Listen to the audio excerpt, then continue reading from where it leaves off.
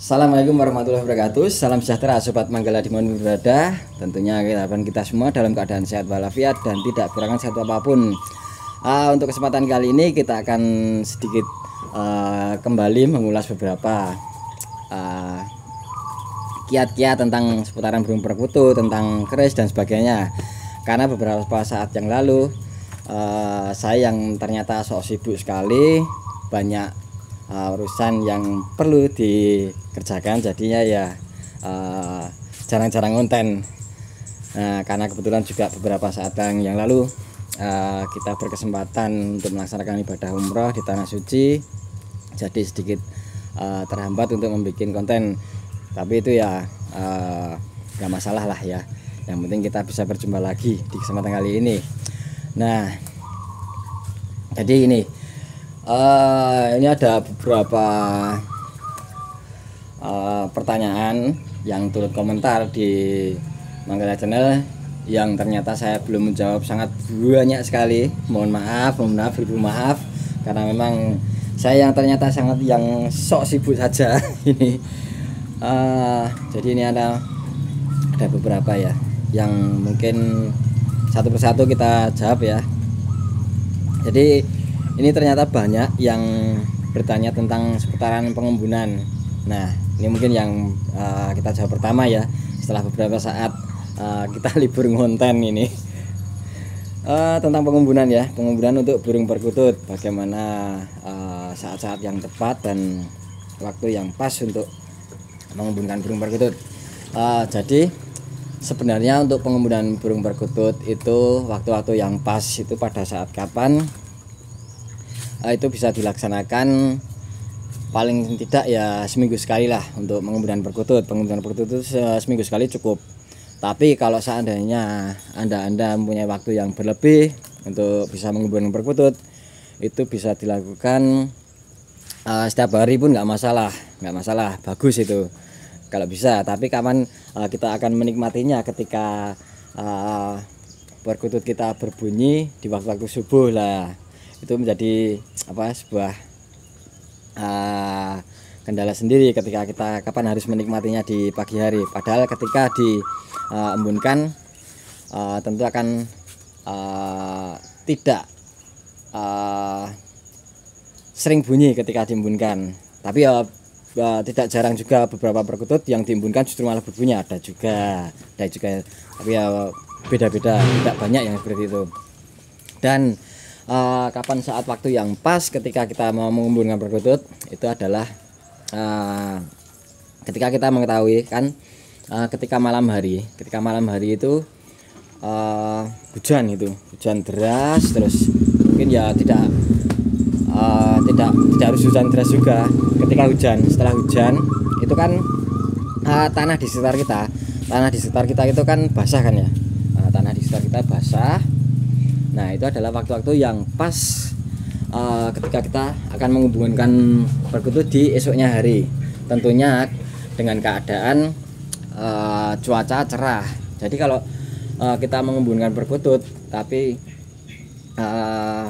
cuaca sedang mendung, itu sebenarnya tidak bisa dilakukan. Jadi pengembunan perkutut itu jangan dilakukan ketika mendung. Nah, yang kita takutkan nanti kalau ketika kita sudah mengeluarkan perkutut dari tempat penyimpanan kita di rumah gitu, terus kita keluarkan di pelataran atau di teras rumah, misalkan di luar rumah gitu, terus kita embunkan ternyata malah hujan, itu kan malah jadi sebuah masalah yang tentunya nanti malah sangkarnya rusak, terus perkututnya basah kuyup dan sebagainya. Itu yang kita hindari. Dan juga memang pengembunan perkutut itu memang membutuhkan cuaca yang cerah, yang ketika pagi hari cuaca cerah, nah ini terus disambut dengan hadirnya matahari atau terbitnya matahari sampai benar-benar menghangat sendiri, terus menjadi panas itu. Nah, itu dan saat-saat yang tepat ketika kita mengembunkan perkutut. Jadi yang pada intinya ketika kita mengembunkan perkutut itu misalkan tadi malam hujan, ketika seperti ini contoh. Ini kebetulan perkutut yang saya embunkan secara rutin. Jadi ketika setelah misalkan tadi malam hujan deras itu, itu kan tanah basah, tanah-tanah di sekitar kita basah. Ya paling baik dalam penggunaan seperti itu di tanah secara langsung. Penggunaan ini penggunaan yang di bawah ya, bukan penggunaan yang di atas yang kita candalkan, tapi penggunaan yang di bawah. Jadi ketika tanah pekarangan di sekitar kita itu basah, terus habis hujan semalam itu kita seusah subuh, misalkan kita bagi yang muslim, kita seusah subuh kita keluarkan perkutut kita, ditaruh di bawah di pekarangan kita yang masih basah gitu.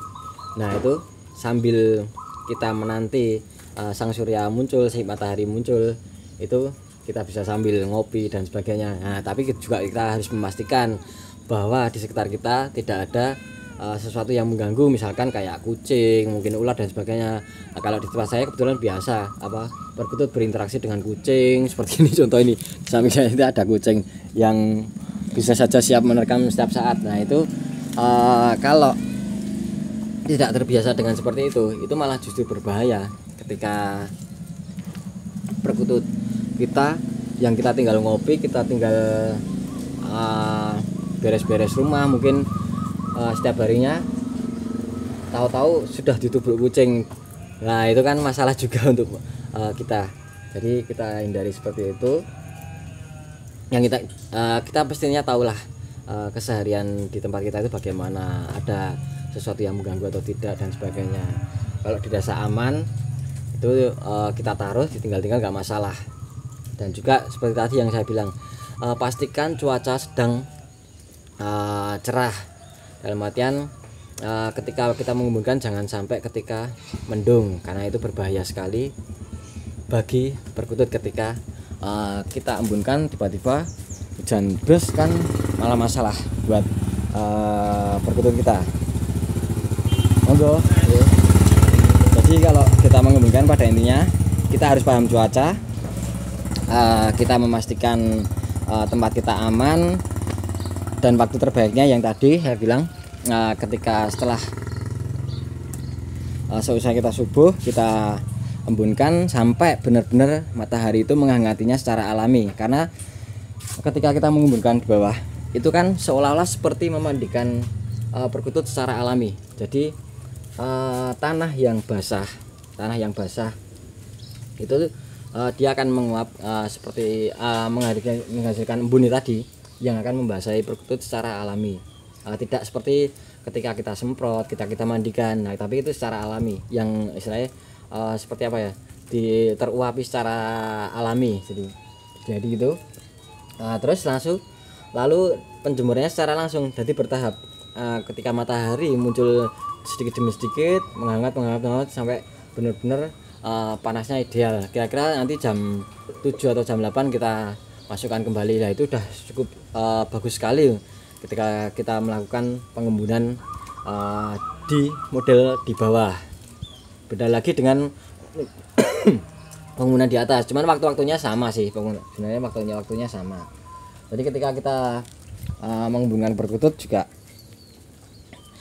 seidealnya memang itu tadi, kita harus memahami keamanan untuk perkutut kita, jangan sampai ada gangguan seperti mungkin kucing ya gitu. Nah itu kucing tuh sudah, itu kucing itu kan ada beberapa kucing juga. Nah kalau sudah terbiasa dengan situasi seperti itu dan perkutut tidak merasa terganggu sih nggak masalah. Tapi kalau bermasalah ya itu lagi kembali lagi, jangan di model yang di bawah tapi di atas tuh, istilahnya dicandolkan, istilahnya mungkin bisa di tritisan atap rumah. Mungkin kalau bukan punya gantangan juga di gantangan lebih bagus juga. Tapi kalau ingin pengembunannya yang membasahi perkutut, itu memang di bawah. Jadi dia akan seolah-olah seperti mandi secara alami, tapi dengan air embun yang alam gitu. Itu adalah teknik pengembunan terbaik. Dan waktunya tadi seusai subuh hingga benar-benar matahari muncul, sekira jam 7-8 sudah cukup. Itu pengembunaan yang cukup.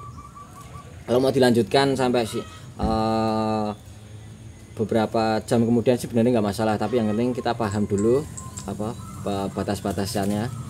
Yang penting kita aman, dan ketika kita mengemban juga sambil apa kita memperhatikan apa pakan minumnya, bisa kita sambil kita gantikan, kita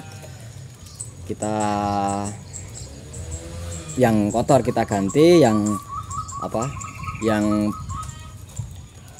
kurang kita tambahi, kira-kira begitu. Juga kebersihan sangkarnya juga kita perhatikan. Kiranya begitu yang kita jawab tentang seputaran pengembunan pada perkutut. Semoga menjadi manfaat bagi semuanya, pegiat perkutut di Nusantara. Dan kalau misalkan ada beberapa pengalaman dari teman yang mungkin bisa ditambahkan, bisa turut komen di kolom komentar. Terima kasih. Mohon maaf. Wassalamualaikum warahmatullahi wabarakatuh. Salam sejahtera Sobat Manggala. Salam budaya.